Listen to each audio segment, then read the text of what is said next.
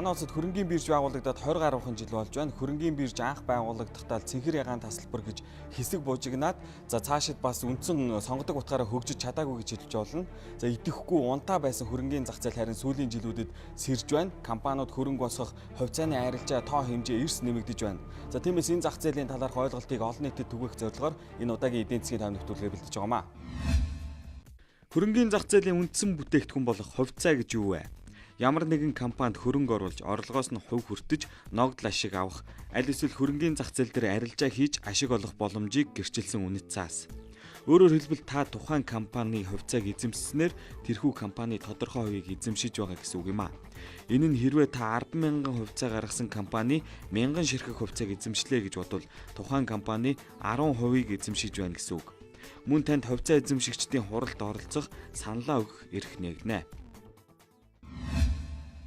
Нью-Йоркийн хөрөнгийн бирж нь дэлхийн хамгийн томд тооцогддог хөрөнгийн бирж. Тус бирж үүсэн бий болоод 200 гаруй жил болж байна. Энэ хугацаанд 24 трейдертэй энгийн зах зээлээс 1500 гаруй гишүүнтэй нийгэмлэг болтлоо өргөжөнд хэлжээ. Өнөөдөр Нью-Йоркийн хөрөнгийн бирж дээр дэлхийн өнцөг болон бүрийн 2000 гаруй томоохон компани хувьцаа арилжаалагдаж байна. Эдгээр компаниуд мэдээж маш нарийн сонгон шалгаруулалтыг давсан хөрөнгийн зах зээл нь үн хаялцуулах журмаар ажилладаг. Ийм зах зээл дээр худалдан авагчийн бие төлөөлөгчид хувьцааг хамгийн бага үнээр авахын төлөө өрсөлдөн, харин худалдагчийн бие төлөөлөгчид нь үнэт цаасны зах зээл дээр аль болох өндөр үнээр зарахын төлөө тэмцдэг. Худалдааны танхимд үн дуудан бие биерүүгээ хашгирч байгаа хүмүүсийг та киноноос харж байсан баг. Энэ хашгираа нүргэн дундаас л нэг нь өөр тохирсон үнэтэй хувьцааг худалдан авч нөгөө нь ашигтай үнээр үнэт цаасаа зардаг. Энэ харилцан үйлчилгээний дүнд тухайн үнэт цаасны тэр өдрийн тэр сарын ханш тогтдог юм а. Монголчууд бид хувьцаа хөрөнгийн зах зээл гэдэг ойлголттой 1990-ад оны ихэр танилцсан. Тухайн үед Монгол улс социалист эдийн засгаас капиталист эдийн засаг руу шилжих явцад улсын өмчийн компаниудыг хэнд хэрхэн эзэмшүүлэх вэ гэдэг асуудалтай тулсан. Тиймээс Монголын хөрөнгийн биржийг байгуулж хөрөнгө оруулалтын эрхийн бичиг буюу цэнхэр тасалбараар хувьцааг ард түмэнд үнэгүй олгох нь зөв гэсэн шийдэлд хүрсэн юм а. Тухайн үед ихэнх хүмүүс хувьцаагаа хямд үнээр зарцгааж нийгмийн баялгаас өгөөж хүртэж чадаагүй гэх гомдол одоо ч байдаг. Энэ үеэс хойш 20 гаруй жилийн турш Монголын хөрөнгийн зах зээл үндсэн утгаараа хөгжиж чадаагүй гэхэд хэлцдэггүй. Нэг талаас цэнхэр ягаан тасалбар 1072 хувьцаанаас өөр төдийлөн мэдээлэлгүй иргэд, нөгөө талаас хит их төвлөрсөн хувьцаатай том компаниуд л энэ зах зээл дээр байсан. Харин сүүлийн жилүүдэд энэ салбарт итгэх итгэл сонирхол нэмэгдэж байна.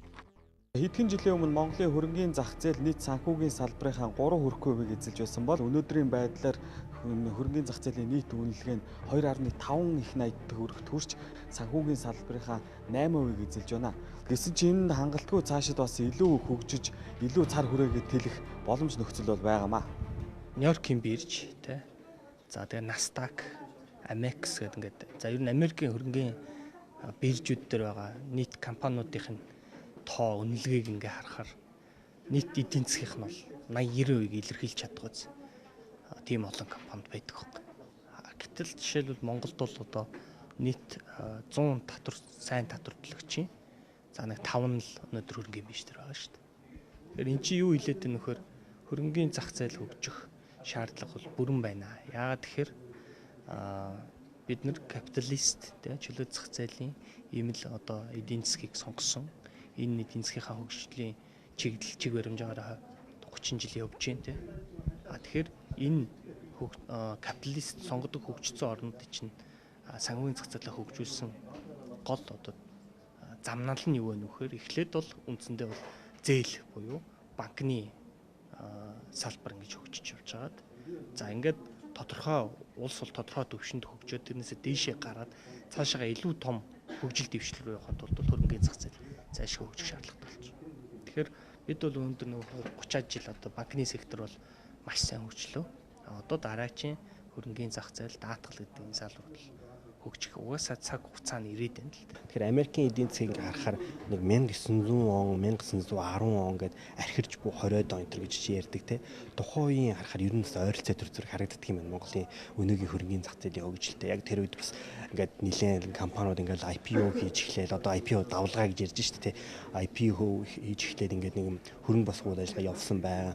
Тэгээ ингээ хараад хахад Америкийн тэр хөрөнгөний зах зээл нэг 40-50 он гэхэд бол нэлээд тийм компаниуд нээлттэй хувьцаат компани болчихсон. Нэлээд одоо төгөлдөрчсөн гэх юм уу те төслөд очсон байсан юм байлээ. Ингээ харахаар өнөөдөр бид нэр ер нь нэг 100 жилээр бол хоцорчихсан байгаа юм шиг байгаа. Тэгээд нэг 2040-50 он гэхэд бол бас нэг тиймэрхүү төвшөнд хүрчих юм болов яг энэ ирчээрээ яваад байвал энэ ирчээрээ гэдэг нь өнөөдөр жилд гарч байгаа IPO-ны тоо энэ хിവэрэ гэсэн үг биш те. Өсөлтийн хурд нь энэ ирчээрээ яваад байвал бид нэг 40-50 он гэхэд бол нэг бас орчин цагийн хөрөнгөний зах зээл гэдэг зүйлтэй бол хөл нийлүүл алхачих юм болоо да гэсэн зүгээр юм хөнгөн бодол бол төрөөд байгаа юм. Тэгэхээр энэ салбар бол хөгжинэ гэдэгт бол үнэхээр итгэлтэй байгаа. Одоо сүүлийн 2 жилд гарсан тоон үзүүлэлт бол бид нарт энийг бүлэхний хэлж өгч байгаа. Зах зээлийн үнэлгээ бол 11 онд Монгол улсын эдийн засгийн өсөлт хамгийн өндөр буюу 17.5% байсан. Тэр үеийн зах зээлийн үнэлгээнээс даруй одоо өсөлттэй 2.5 их 80 болцсон одоо явж байна. Хөрөнгөний зах зээл дээрээс шинээр хувьцаа гаргах замаар санхүүжилт хийлгэх, санхүүжилт татах сонирхолтой компаниудын тоо нэлээд ихслээ. Топ 20 индексийн хувьд гэх юм бол 17 оны 2 дугаар хагастай харьцуулах юм бол 60% өсөлттэй явж байна те. Гэх мэтчлэн бол энэ топ баримтуудыг ол дурдж болж байна.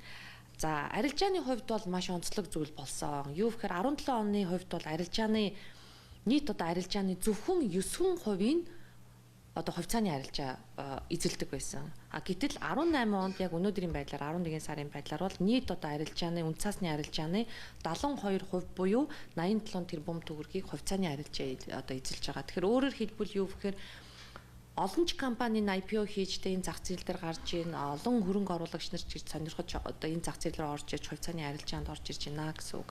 За мэдээж хөрөнгөний зах зээлийн өсөлт хөгжилт бол манай улсынхаа эдийн засгийн өсөлт хөгжилттэй салшгүй холбоотой. Олон улсын зах зээл дээр манай нүүрс болон зис гол одоо нөгөө уул уурхайн бүтээгдэхүүнүүдийн маань үн маань өндөр жил байж таарлаа. Энэ хандлага ч гэсэн 2019 онд үргэлжлэх төлөвтэй байна. Эдийн засгийн өсөлт маань өөрөө 6% байлаа. Банкны салбар болон бусад бүх салбарууд юу өсөлттэй гарсан ийм үед бол хөрөнгөний зах зээлийн хөгжил бол дагаж ингэж параллельний явдаг ийм зах зээл байгаа. Тэгэхээр бид нар бол 19 онд ч гэсэн бас энэ хөрөнгөний зах зээлийн хөгжил маань бас дахин үргэлжлэх болов уу гэж бодож байна.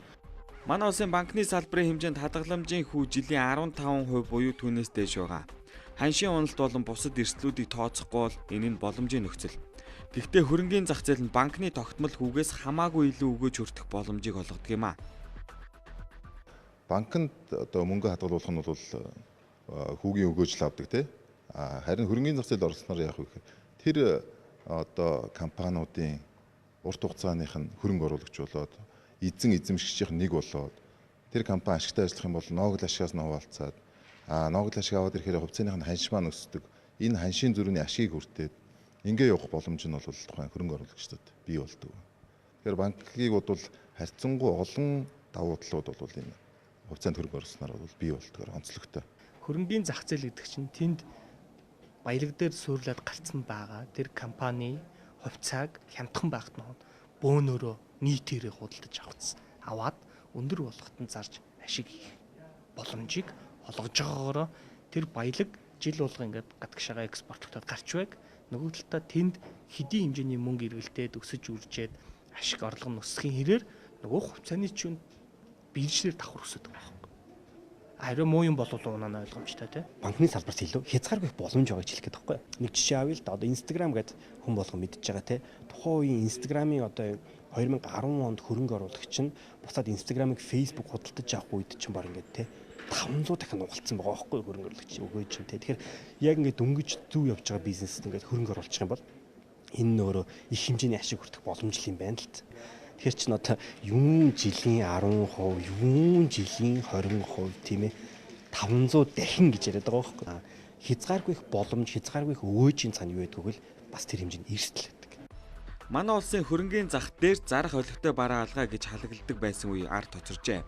Жилдээ ганц 2 компани л олон нийтээс итгэл хүлээж хөрөнгө татан төвлөрүүлж чаддаг байсан бол өнгөрсөн жил 5 компани шинээр IPO гаргаж, нэг компани давхар бүртгэл хийлгэж дотоодын зах зээлд хувьцаагаа арилжаалж олон нийтээс 30 гаруй тэрбум төгрөг босгож чадлаа. Одоо 2 жилийн өмнө бид нар шинээр IPO хийхээр орж ирж байгаа стартап компаниуд 1.5, 1 тэрбум, 1.3 гэсэн дүнтэй орж ирж исэн бол өнөөдөр бид нар 10 тэрбум түүнээс дээш одоо хувьцаа санхүүжилтийг олон нийтээс татгаар орж ирж байна. Тэгэхээр энэ нь өөрөө биднэрт манай эдийн засгийн одоо нөгөө яг хөрөнгөний зах зээл дээр нөгөө олон нийт дээр гарч байгаа анх дэгчийн арилжаа, хоёр дахь зах зээл дээр арилжаалагдах арилжааны хэмжээний дүн маш их өндөр болж эхэлж байна. Энэ хэмжээгээр нөгөө хувьцаа эзэмшигчдийн, өмчлөгчдийн хоорондын хувьцаагаа шилжүүлэх, бүртгүүлэх асуудлууд бас яригдана.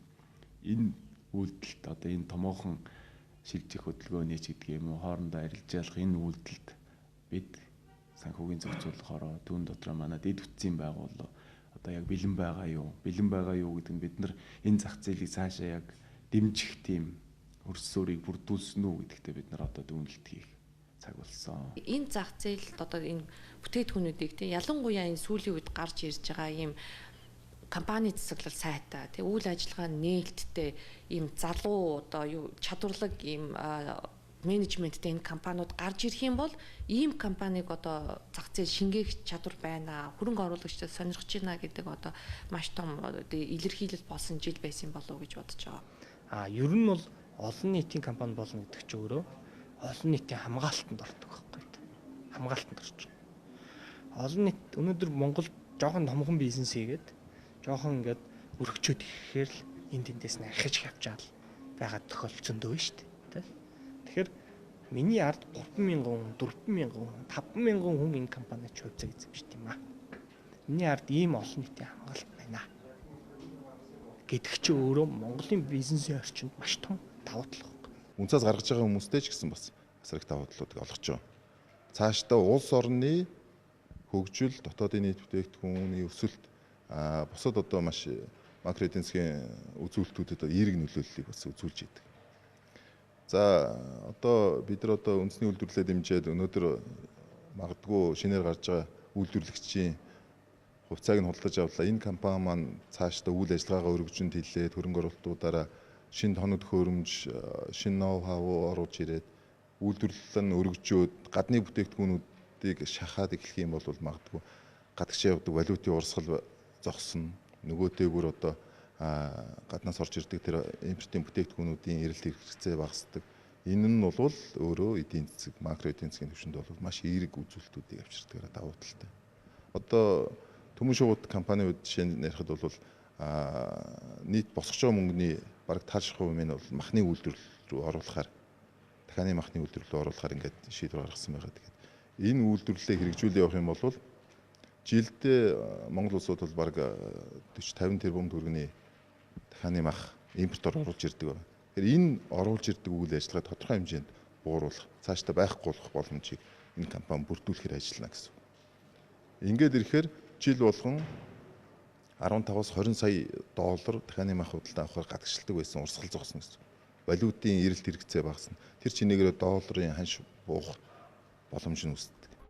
Хөрөнгөний зах зээлийг хөгжүүлэхийн тулд их мөнгөтэй цөөн хөрөнгө оруулагч биш, олон нийтийг татан оруулах нь чухал. Иргэн та, би хинч байсан хөрөнгө оруулагч болж чадна. Энд мөнгөний их бага хэмжээ огт яригдахгүй. 100 төгрөгөөрч хөрөнгө оруулж болно. Гэхдээ яг ямар төсөлд хөрөнгө оруулах вэ гэдгийг сайн бодох хэрэгтэй. Хувьцааны арилжаанаас байнга ашиг хийнэ гэсэн ойлголт байхгүй. Ханш унах эрсдэл бий. Тиймээс сохроор итгэж биш, компани эдийн засгийн гол үзүүлэлтүүдийг судалсны үндсэн дээр хөрөнгө оруулах нь зүйтэй. Нэгдүгээр тэр компани бизнесийн түүхийг хар. За түүх гэхээр зүгээр тэр нэг байгуулагдсан гэрчлэгэн дээр байгуулагдсан он биш шүү. Өнгөрсөн тэр байгуулагдсанаас хойш яаж өсөж, үржиж, томорж, хөгжиж ирсэн гэдгийг харах хэрэгтэй. Тэрийг нь харуулж байгаа гол үзүүлэлт чинь санхүүгийн тайлангууд байна. Тэгэхээр тэр өнгөрсөн жилд тэр компани тайлан баланс, орлого, ашиг, үр зээл яаж өсөж ингэж ирсэн юм бэ гэдэг энэ түүх маш чухал. Хоёрдугаар зах зээлийн сайн хар. За улс төрөөс их хамааралтай, гадаад орчноос их хамааралтай ийм бизнесүүд бол маш их тийм уналт өсөлт бүтээй байдаг учраас тэр болгон хямдхан дээр наваад өндөр дээр нь хүмүүс зарж чаддгүй. Тэгэхээр зах зээл нь өөрөө маш тодорхой, тогтвортой харьцангуйтай, тогтвортой байдаг тийм салбарт үйл ажиллагаа явуулдаг компани сонгох хэрэгтэй. За тэр нь миний өнөөдрийн ингээд мэдж байгаагаар бол үндсэндээ хүнсний салбар бай. За 3 дугаарт хэлэх зүйл нь бол ерөөсөө хүний нар. Үндсэндээ ч тэр хувьцаа авчин тэр компанийг авж ийн гэсэн үг шүү дээ. Тэр компани эзэн болж ийн гэсэн. Тэгэхээр тэр компанийг эзэн болж ийн гэдэг чинь үндсэндээ тэр компанийг үүсгэн байгуулсан анхны тэр хөрөнгө оруулагчдад л итгэлээ өгж ийн гэсэн үг байхгүй юу? Тэгэхээр тэр үүсгэн байгуулагч анхны хөрөнгө одоо хүмүүс хэр зэрэг ёс суртахуунтай юм. Хэр зэрэг ёс одоо зүйтэй баримталдаг тэг шудраг үнэнч одоо хөдөлмөрөөрөө явж байгаа тийм хүмүүс хитгэн сайн харах хэрэгтэй. Юм одоо үзээгүй, мөнгө болж үзээгүй. Хэдэн одоо төрөний бараа ингээ харахаараа зан хувирдаг, өөрчлөгддөг. Ийм хүмүүст мөнгө өгч болохгүй. Хөрөнгө оруулалтын талаар сонирхож байгаа, хувьцааны зах зээл сонирхож байгаа хүн бол эхлээд би заавал унших ёстой, судлах ёстой гэж хараад байгаа. Уншиж судалнаа гэдэг нь зөвхөн тэр компани талаар зах зээлийн талаар уншиж судалнаа гэдэг бол хангалтгүй гэж үзэх гээд байгаа. Буюу Америк улсад, Япон улсад, Англи улсад энэ зах зээл яаж хөгжсөн, тэр зах зээл дээр байгаа томоохон тоглогч нар хин тэд нар яаж тоглоод байгаа, яаж мөнгө хийгээд байгаа, яаж ашиг хийгээд байгаа. Энийг харах хэрэгтэй болов уу гэж хараад байгаа. Тэгээд зүгээр би сүүлийн үед сүүлийн 2 жилийн хугацаанд Ray Dalio гэдэг нэг хүний тухай нэлээд бас уншаад судлаад байгаа. Ray Dalio гэж хүн Америкийн хамгийн том hedge fund гэдэг нь арилжаа, өрсөлдөлтөд арилжаа хийгээд ашиг олдог хөрөнгө оруулалтын сан гэдэг санаа. Тэгэхээр ийм хөрөнгө оруулалтын сан хамгийн том сан удирддаг хүн баггүй. Dow Jones-ийн индекс энэ оны 10 дугаар сараас хойш нэлээд уналттай байснаас шалтгаалж 2018 оны жилийн эцсийн үзүүлэлтээр Америкийн хөрөнгө оруулалтын сангууд 6.7% алдагдaltaй байсан. Харин Ray Dalio-гийн удирддаг Bridgewater 14-өөс дээш хувийн өсөлт үзүүлсэн байна. Тэр үний бичсэн номуудыг хараад ахаар ямар шүү байдаг вэ гэвэл өөрөө эдийн засгийн талаар нэлээд тийм гүнзгий мэдлэгтэй, эдийн засгийг судалдаг хүн юм байна. Тэгэхээр би хараад байгаа ихэнх одоо арилжаа хийж байгаа хүн бол тийм арилжаач юм буюу трейдер сэтгэлгээтэй байдаг л их богино хугацааны өнцгөө хараад тухайн компани их богино хугацаар хараад явчихдаг тийм ээ. Тэр хүн бол эдийн засгийн хөдөлгөөнийг сайн хардаг хүн юм байлээ.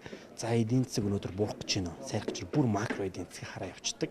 Тэгээ макро эдийн засгаа зөв хараа таниад явахаараа тэрийг дагсан хувьцаануудад зөв хөрөнгө оруулалт хийгээ явчихдаг.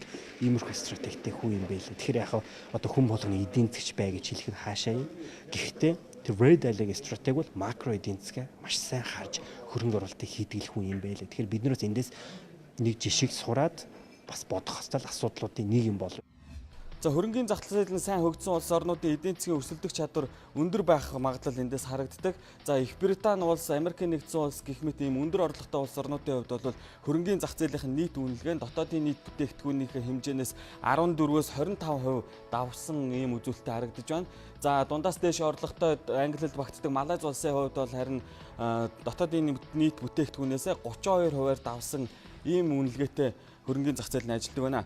За бага дунд орлоготой гэсэн Англид багтдаг Филиппин улсын хувьд бол дотоодын нийт бүтээгдэхүүнийхээ 65.3%-тай тэнцэх ийм хөрөнгөний зах зээлийн үнэлгээтэй байна. За энэтхэг улсын хувьд бол бас 75%-тай тэнцэхэр ийм үзүүлэлттэй байдаг байна. За харин бага орлоготой тооцогддог Непал, Малави улсын хувьд бол мөн 27-оос 17%-аар дотоодын нийт бүтээгдэхүүнийхээ хэмжээнд бол эзлэх хувь нь ингэж харагдаж байна. За харин Монгол улсын хувьд бол дотоодын нийт бүтээгдэхүүнийхээ нийт хэмжээнээс 8.1% эзэлж байгаамаа. За энэ нь хэдхэн жилийн өмнөхтэй харьцуулахад 2 дахин өсчихөд байгаа үзүүлэлт. За энийг бол чамлахааргүй үзүүлэлт гэж хэлэх боловч энэ нь бол хангалтгүй дөнгөж эхлэл цаашдаа бол энэ салбарт өшөө илүү өргөжин тэлэх боломж бол харагдаж байгаамаа.